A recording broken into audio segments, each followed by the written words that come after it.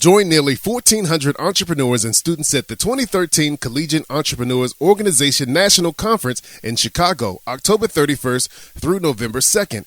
Visit CEO.org for more information. That's C-E-O.org.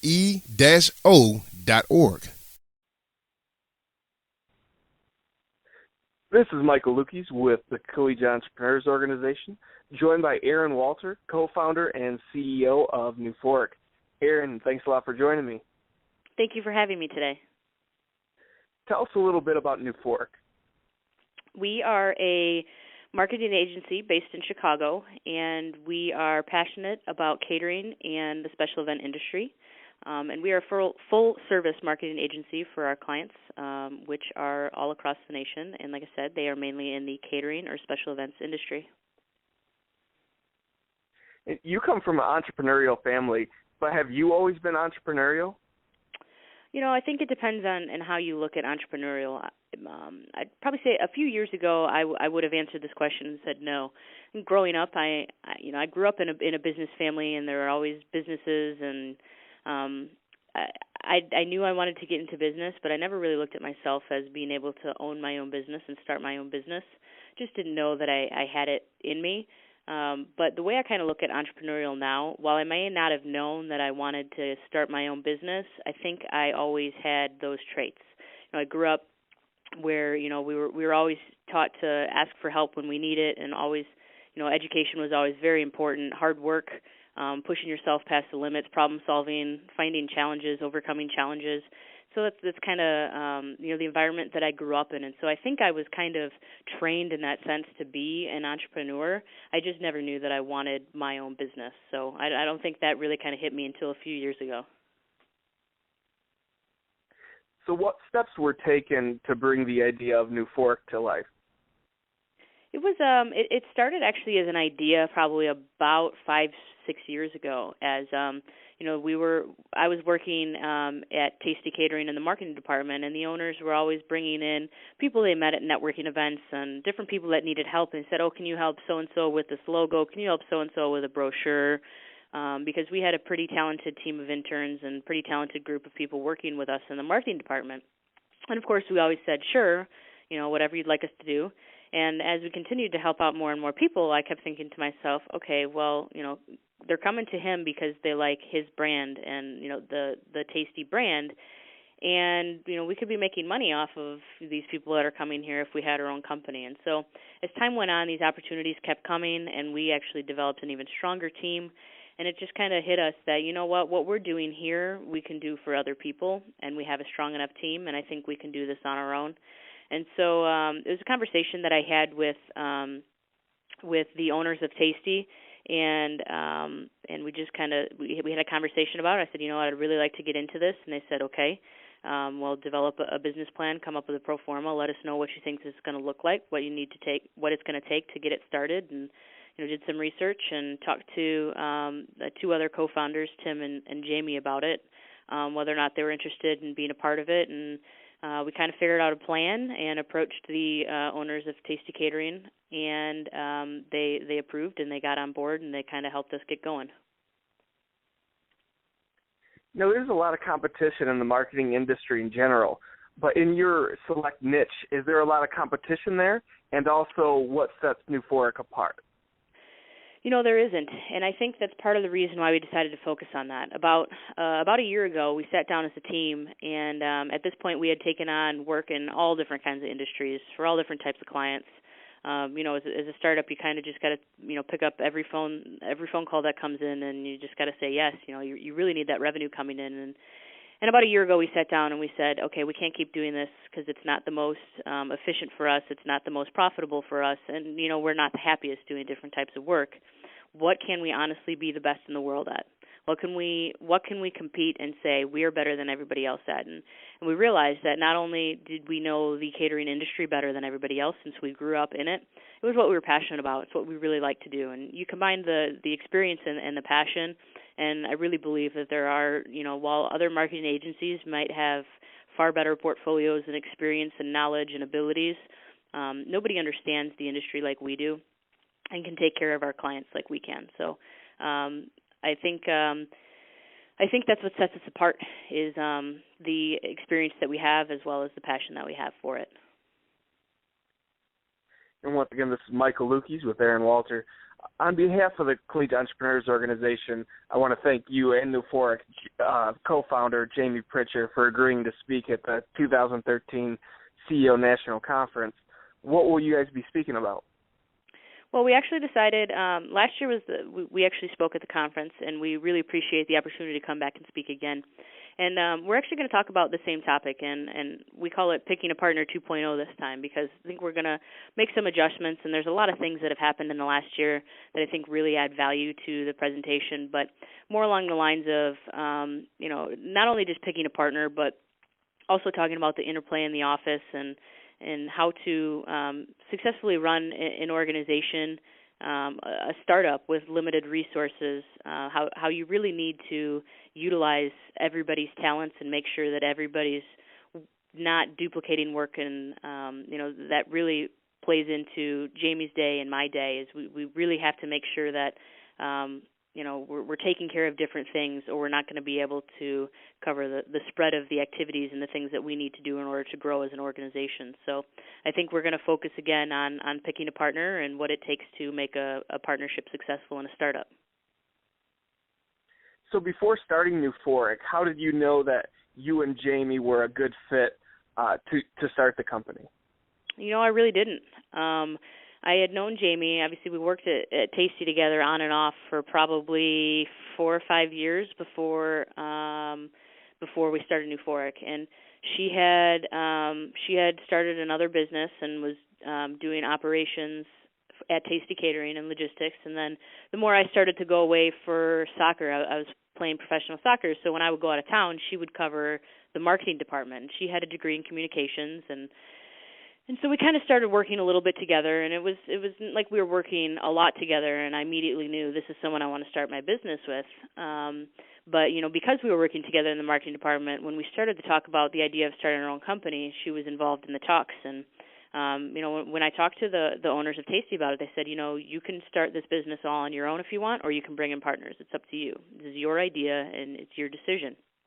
And one of my partners, Tim, is my brother, and so obviously I knew him, and I knew him well enough to know that I really wanted him to be a part of this business. But Jamie, I didn't quite know as well, and I kind of raised those concerns. And the owners of Tasty, while they appreciated my concerns, they said, "You have no idea what kind of a gem Jamie is. She's incredible, and she's going to be the best partner for you." And in that sense, and they're like, "You really need to bring her in. This is your decision, but we strongly recommend that you bring her in." So it was one of those, it's an option, but it's not really an option. And I like to, sometimes I jokingly refer to it as an arranged marriage with Jamie. I said, I kind of got stuck with you. I didn't have a choice. But I'm very fortunate that's the way it worked, because I couldn't have done this without her. She is the yin to my yang. We are opposite in the way that we work and where our strengths are, and we complement each other really, really well. So while I didn't know in the beginning, I leaned on my mentors and my advisors, and I really listened to them and trusted them that she would be the perfect partner for me, and she has turned out to be the perfect partner. Now, being a young entrepreneur working with a co-founder, is there always going to be a significant amount of conflict no matter who you decide to work with? I don't know. I think there's always going to be conflict. A significant amount. I'm not sure I believe that. Jamie and I, when it comes down to it, and I think what really makes our partnership work, we have the same values. We believe in the same things. We want the same things. And at the end of the day, it's those values that really strengthen our relationship and will make this relationship work long term. And so, we want the same thing for our team, and we operate the same way in the sense that, it's all about hard work and sacrifice and taking the responsibility, doing those types of things. And so, we have disagreements sometimes about the direction of the company, or maybe less about the direction of the company, more about specific things we should be doing, or whether or not we should do a certain project for one of our clients. And we come across those disagreements, and we have an agreed way to make decisions, and that's, we'll have a discussion about it. We'll each talk about what we feel, but then at the end of the day, the decision is mine to be made, and she stands behind me. And, the reason I think why that works is we both trust each other, that we listen to each other, and the decision making happens to be in my circle of responsibility, but in certain things that are her circle of responsibility, like sales or networking or the idea generation in the company for the creative process, those are things that she ends up having the final decision on. And so I think we just trust that we have our circles of responsibility, and the overall strategy and direction of the company happens to be my circle, and she just trusts that I will listen to all opinions and I'll think it through and I'll make the best decision for the company. And so, there's definitely conflict and there's definitely things that we argue about, but we never really do argue much about the direction of the company or major decisions. We always tend to be on the same page, and I think that's part of the reason why our relationship works, is because, we want the same things for this company and we believe in the same things. So lucky for me, like I said, I ended up with the absolute perfect partner, and I think this relationship is going to last long term. What are a couple of tips you would give a young entrepreneur on how to know if someone is a good fit to work with on their startup? It all comes down to the values. It's something that I've been told that before, that it's all about the values. And growing up, it was always when you look to date somebody, make sure your values align. And I was like, all right, yeah, of course. And I think after 2.5 years of this business relationship with Jamie, I have realized that it really is the values that make it work. And they're the most important thing, because that's what drives people, and that's what helps them make their decisions. And so if you have the same values, you believe in the same things, for us, our first and second core values are always moral, ethical, and legal, and treat all with respect.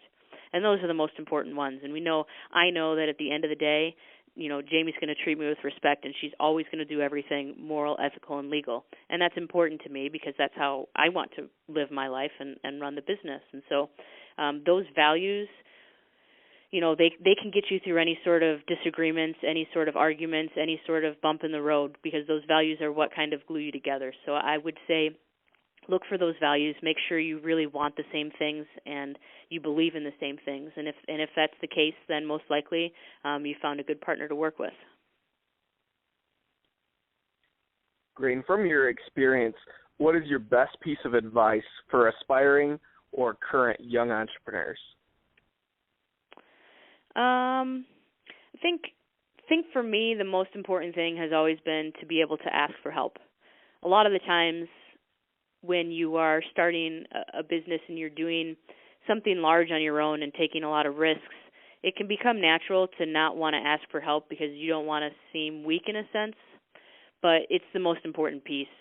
You can't do it on your own. You need mentors. You need advisors. There are people out there who have made these mistakes and can help you avoid them, can help you learn from their mistakes instead of you having to learn from your own. They can point you in the right direction. They can get you the right resources. They can help you see things that you couldn't see on your own. And if you don't know that it's okay to ask for help, then you may not, because you may see it as a sign of weakness. But for me, it's the absolute most important piece. It keeps me learning, it keeps me growing, and it challenges me. They challenge you on a regular basis as well, these mentors and advisors. So knowing that it's okay to ask for help, being able to ask for help, and finding the network of people that can help you would probably be the most important thing that I could say to young entrepreneurs. Great. And last question here. If you could add one entrepreneur in the world to your team at NuphorIQ, who would it be and why? That is a great question. I feel very fortunate that I've come across, in some of the great organizations that I've been a part of, like Small Giants, I've come across some absolutely incredible entrepreneurs like Paul Spiegelman and Jack Stack and Ari Weinswig. And while they're not part of our team, one phone call is all it takes, and I have their 2 cents on any sort of business issues or anything that we're going through as an organization. So I'm very blessed to have mentors that are already part of my team. And any of those people I would love to have as part of my team on a daily basis, Jack, Paul, or Ari. So I'd probably say I would probably say any of those 3 would be the perfect addition to our team. Tom picked Jack Stack as his one entrepreneur. Did he really? Yeah. I guess it shouldn't really be a surprise that we picked the same entrepreneur. Jack is one heck of a man and a businessman. He's absolutely inspirational, and what makes him even better is he is just such a good person, which obviously just is the cherry on top of the cake. Tom put it as an uncommon common leader, I believe were his words. Yeah, and that's Jack. He is such a great guy. You always want to be around him. He's got so much energy. He's always laughing. He's always smiling, and he's just absolutely brilliant too. So he's one of those guys that anytime you see him, you just want to be talking to him. You want to be around him because you get so much energy and you just get so much excitement. I had a conversation with him in San Diego, and it was like 10 o'clock at night at a networking thing, and I just wanted to go work and start figuring out strategy. I'm like, what am I doing? It's 10 o'clock at night in San Diego. I should want to, go to the beach or go do something. Right. And all I wanted to do was work because I was just so full of energy and excitement. So he's a great guy, and I tell you, having him on your team, I think, would make you quite a team. Definitely. Well, once again, this has been Michael Lukes here with Erin Walter of NuphorIQ. Thanks again, Erin. We look forward to seeing you at the 2013 CEO National Conference. All right. Thank you, Michael.